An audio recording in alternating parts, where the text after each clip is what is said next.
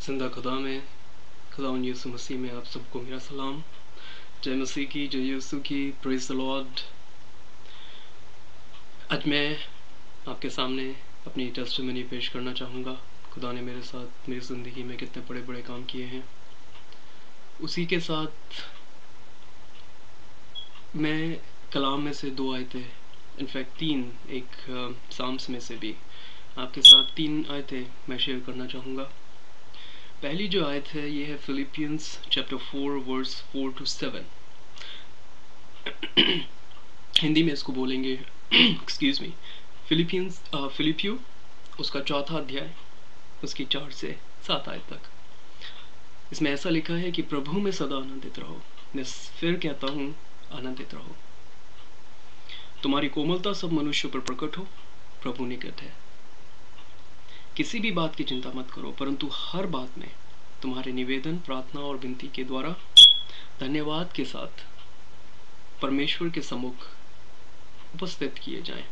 Now जो सबसे पसंद मुझे आयत है उसमें अब ये है, तब परमेश्वर की शांति जो समझ से बिल्कुल परे है। Now if you would please pay close attention to this words, तब परमेश्वर की शांति, then the peace of God which is beyond understanding will guard your heart and your mind in Christ Jesus। Hindi में इसका तर्जुमा कुछ इस तरीके से है, तब परमेश्वर की शांति जो समझ से बिल्कुल परे है तुम्हारे हृदय और तुम्हारे विचारों को प्रभु यीशु में सुरक्षित रखेगी।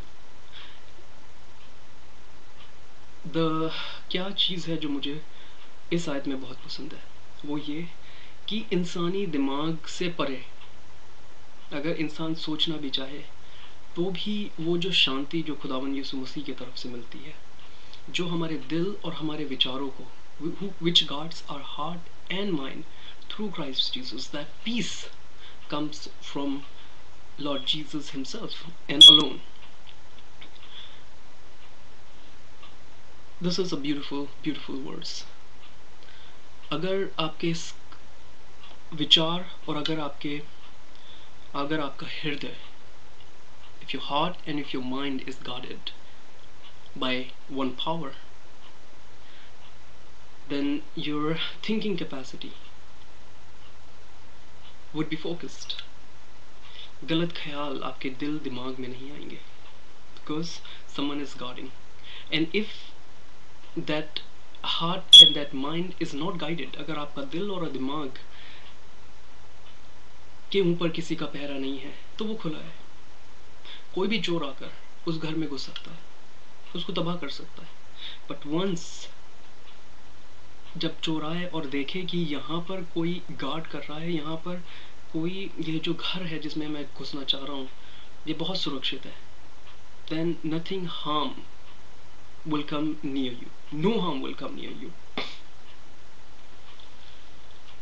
इसी की एक और आयत जो मैं आपके सामने पेश करूंगा वो है 2 Corinthians chapter 9 and the very last verse, the 15 verse.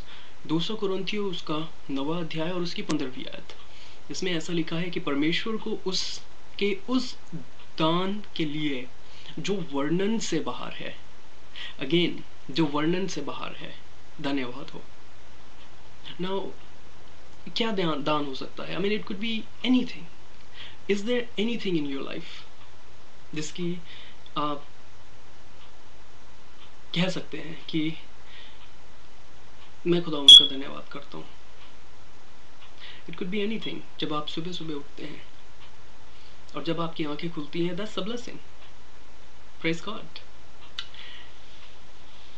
एक मैं और आयत आपके सामने रखूंगा, यह है भजन संहिता। इंग्लिश में इसको बोलते हैं साम्स। इसकी 103वीं आयत, 103rd chapter and the verse is verse 1। इसका 103 अध्याय और उसकी पहली आयत में ऐसा लिखा है भजन संहिता में, हे मेरे मन यहोवा को धन्य कह और जो कुछ मुझ में है वो उसके नाम को धन्य कहे।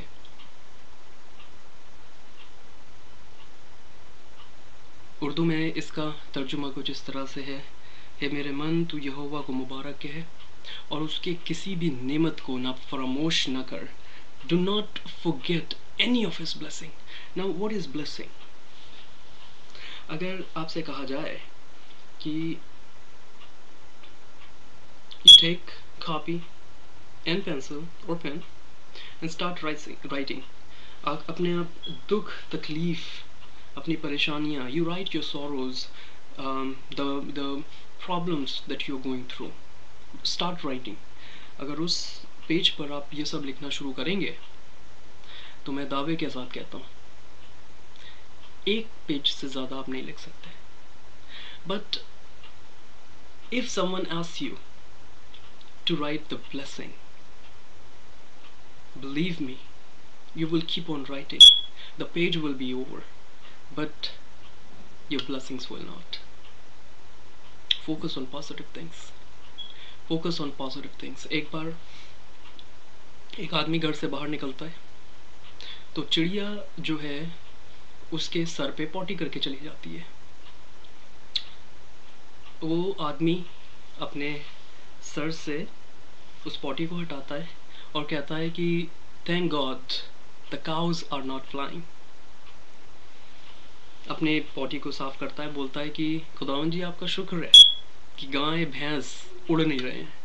So that's one way of looking at the situation. वो आदमी गुस्सा हो सकता था लेकिन उसको भी उसने थैंक्स गिविंग में बदला. Always always always look forward कि आप जिस सिचुएशन में है उसको कैसे आप थैंक्स गिविंग में बदल सकते हैं. I had surgery 2009 November and I have 2 more surgeries in starting of 2010. But God has blessed me. I'm alive in front of you sitting, recording this video, telling everyone what God has done, what Jesus has done in my life. एक छोटी सी कहानी के साथ मैं बंद करना चाहूँगा. जब हम बच्चे थे तो हम लोगों को स्कूल में बताया गया, एक फादर थे जब वो क्लास में आए तो उन्होंने सब बच्चों को एक कहानी सुनाई which I still remember. It's amazing story. एक बच्चा अपने बाप के साथ जाया करता था स्कूल. रास्ते में एक चौराहा पड़ता था, वहाँ पर एक पेड़ था बहुत बड़ा. एक पागल आदमी उसे लिपटा रहता था, कहता था कि पेड़ मुझे छोड़ दे, मुझे छोड़ दे, मुझे जाने दे. सब लोग उस पर देख के हंसा करते थे कि देखो कैसा पागल आदमी है. The moral of the story is very simple. जितनी भी बुरी आदतें हैं वो उस पेड़ के समान है, वो वहीं रहती हैं. इंसान जाता है उनके पास और फिर कहता है कि मुझसे छुट्टी नहीं है. उन्होंने तो कभी आपको पकड़ा ही नहीं. If you are struggling, then it's you who has to make the decision. You has to come out, go away from that situation. वो पेड़ आपको कभी छोड़ेगा नहीं. सिंपल रीजन, उसने कभी आपको पकड़ा नहीं. आप गए हैं उस पेड़ के पास, उस बुरी आदत के पास आप गए हैं. Same with Jesus. Same with खुदावंद यीशु मसीह के पास. हम लोग वो जो पेड़ इस सिचुएशन में खुदावंद यीशु मसीह हैं. जब दुख तकलीफ आती है हम लोग वापस भाग जाते हैं. हम लोगों को भागना नहीं है. खुदावंद यीशु मसीह से फिर हम कहते हैं कि आपने अब हमें छोड़ दिया है. You have left me alone. It's not true. It's me who walked away from him. He is still there where he was yesterday and he will be still there where he is today. खुदावंद यीशु मसीह कल भी और आज भी और हमेशा एक जैसा है, वो बदलता नहीं है. इस छोटी सी दुआ के साथ मैं इसको बंद करता हूँ कि खुदावंद आपको बहुत बरकत दे, आप लोग खुश रहें, आबाद रहें. And just stay positive, think positive. When you speak positive. And if you do not know Jesus, just try to know him. If you have never heard of him, he is the only way. खुदा आपको बहुत बरकत दे. आमीन.